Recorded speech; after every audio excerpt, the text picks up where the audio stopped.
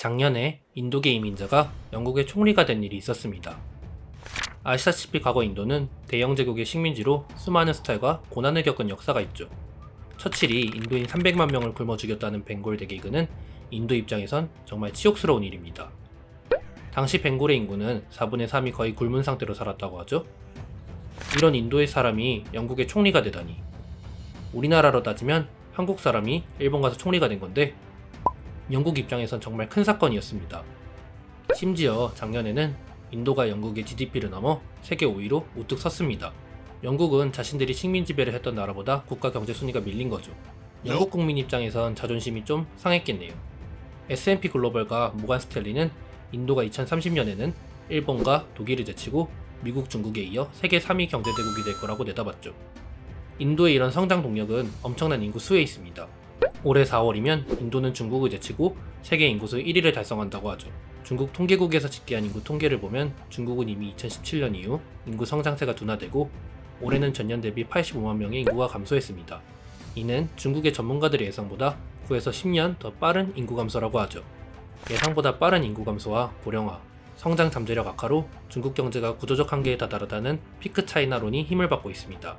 이렇게 인도와 중국의 인구수가 점점 벌어질 것이라고 예상되는 가운데 여기서 더 놀라운 사실은 인도의 이 거대한 인구 집단의 47%가 25세 이하라는 사실입니다. 안 그래도 인구수도 많은데 젊은 인구까지 엄청나게 많다는 겁니다.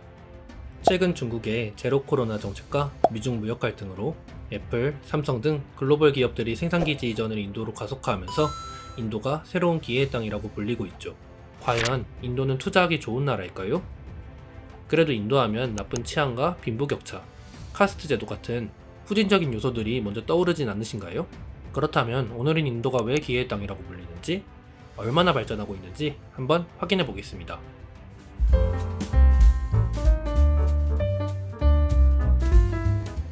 애플은 이미 중국을 대신해 인도의 생산 기지를 확대하고 있습니다. 작년에 공개된 아이폰 14 프로는 아이폰 최대 생산 기지인 중국 화난성 정저우의 폭스콘 공장에서 일어난 대규모 시위로 인해 배송 기간이 5에서 6주 정도 연기되는 상황이 벌어졌습니다. 정저우의 공장은 아이폰 14 프로와 아이폰 14 프로 맥스의 공급량의 무려 85%나 차지한다고 합니다. 그 결과 연말 판매가 부진하여 애플은 매출에 큰 타격을 받았다고 합니다. 이 사태는 애플이 수년 전부터 서서히 준비하던 공급망 다변화의 속도를 높이는 계기가 됩니다. 그리고 애플이 눈을 돌린 곳은 바로 인도였죠. 애플은 2017년부터 인도에서 아이폰 조립을 시작했지만 그 전에는 모두 구형 모델에 한정되었습니다. 그리고 작년부터 인도에서 최신형 아이폰 모델인 아이폰 14의 조립 라인 가동을 시작했습니다. 현재 애플은 인도에서 아이폰 생산량의 5%를 만들고 있는데 이를 25%까지 늘리고 중국에서 생산하던 아이패드까지 인도에서 생산할 계획이라고 합니다.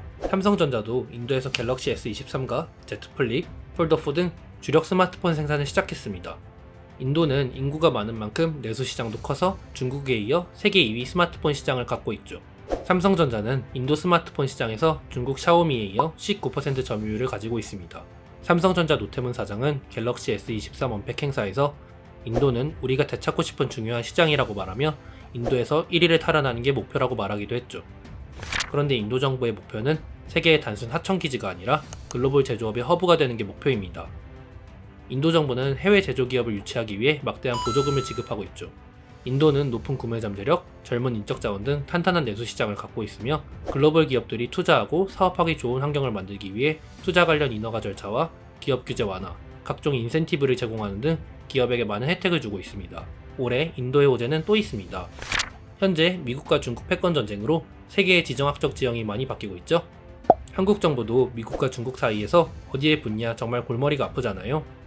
수출은 중국의 2배 가까이 하긴 하는데 미국은 군사적 동맹국가이고 어쨌든 인도는 이 미국과 중국의 경쟁 사이에서 중국의 대체자로서 톡톡히 이득을 보고 있죠. 심지어 미국과 러시아의 갈등 사이에서 러시아의 석유를 싼 값에 잔뜩 사들여 미국의 심기를 건드리기도 했습니다. 또 인도하면 빠질 수 없는 것이 바로 뛰어난 교육열입니다. 한국으로 치면 대치동과 비슷한 인도의 코타라는 도시는 16만 명 정도가 인도의 공과대에 입학하기 위해 치열하게 공부하고 있죠. 다만 이렇게 뛰어난 인도의 인재 중 75%가 인도를 떠나 다른 나라로 이민 간다고 합니다. 이들은 미국을 비롯해 유럽과 아프리카 등 각국 정계와 산업계에 포진해 있죠. 때문에 인도의 주요 수출품은 사람이라는 말도 있습니다. 수넥 영국 총리의 등장 이후 인도계 이민자가 전 세계에 미치는 영향력이 다시금 주목받고 있습니다. 미국에 사는 인도계 사람은 약 460만 명으로 이들은 경제, 정치, 문화 등 사회 전반에 큰 영향력을 발휘하고 있습니다. 특히 인도계 미국인은 컴퓨터과학, 재무관리, 의료 등 고소득 분야에 종사하는 비율이 높죠. 퓨 리서치 센터에 따르면 2019년 기준 인도계 미국인의 평균 중위소득은 11만 9천 달러로 미국 전체 가구 중위소득의 2배에 달한다고 합니다. 이에 더해 산업계에서 인도인의 영향력은 더 막강합니다. 세계 거대 하이테크 기업 마이크로소프트와 구글의 CEO가 둘 다 인도인이라면 말 다했죠?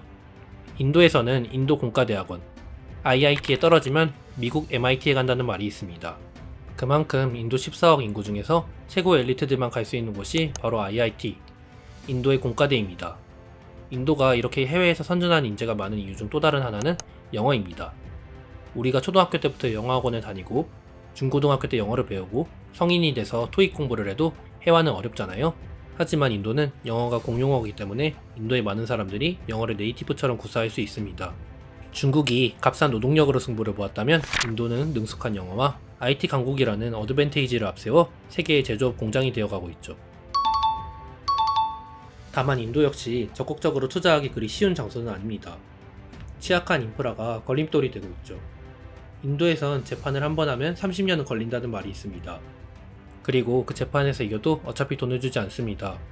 그럼 또 채무불이행으로 재판을 걸면 30년이 더 걸립니다. 이렇게 사법 시스템과 무능한 행정력이 인도의 큰 약점으로 손꼽히죠. 또 인도는 치안이 안 좋다고 유명하잖아요. 인도 남부는 그나마 좀 괜찮다고 하는데 인도 북부로 가면 그야말로 무법지대라고 말해도 과장이 아닙니다. 심지어 인도는 여성인권 후진국으로 악명이 높죠. 인도에서 여성들은 사람들이 많은 길거리에서도 성추행을 당하는 게 일상입니다. 유명한 관광지 타지마할 앞에서 남자들이 여자의 옷을 벗겨도 아무도 도와주지 않는다고 합니다. 2021년 인도에서는 32,033건의 성범죄가 발생했다고 합니다. 하루 평균 86건의 성범죄가 발생한 거죠.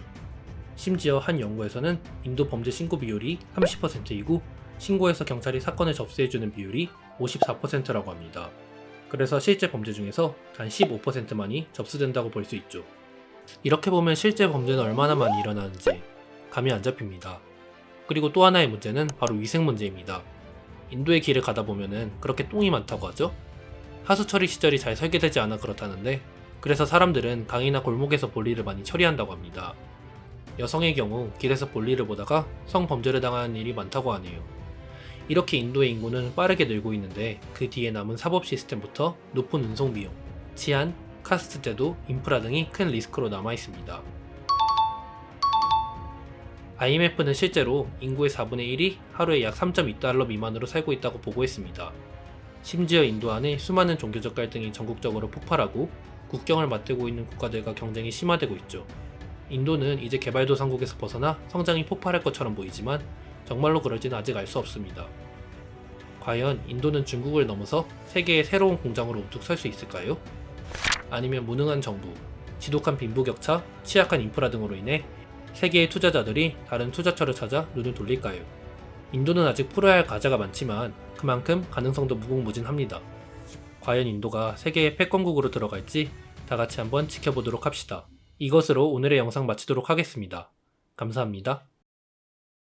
영상이 마음에 드셨나요? 좋아요, 구독, 알람 설정은 영상을 만드는데 큰 힘이 됩니다.